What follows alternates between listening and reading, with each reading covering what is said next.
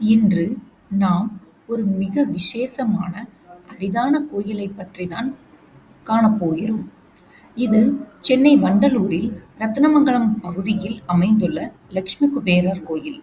இக்கோயிலின் சிறப்பு என்னவென்றால், மகாலட்சுமி மற்றும் குபேரர் இருவரும் இணைந்து வழிபடப்படுகின்றனர். இது போன்ற கோயில்கள் உலகிலேயே மிகவும் சிலவேதான் உள்ளன. இந்த கோயில் வடக்கு திசையை நோக்கி கட்டப்பட்டுள்ளது. அந்த திசையே குபேரரின் திசை என பரிகணிக்கப்படுகிறது.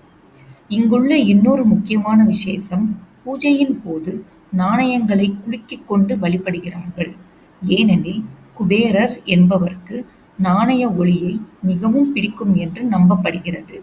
தீபாவளி போன்ற பண்டிகைகளில் கோயிலில் சிறப்பு அலங்காரம் மற்றும் லட்சுமி குபேர பூஜைகள் மிக விமர்சையாக நடத்தப்படுகின்றன.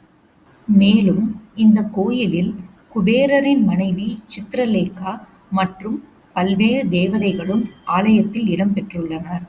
இது ஒரு ஆன்மீக வளமும் செல்வ வரப்பிரசாதமும் பெருகும் தலம்.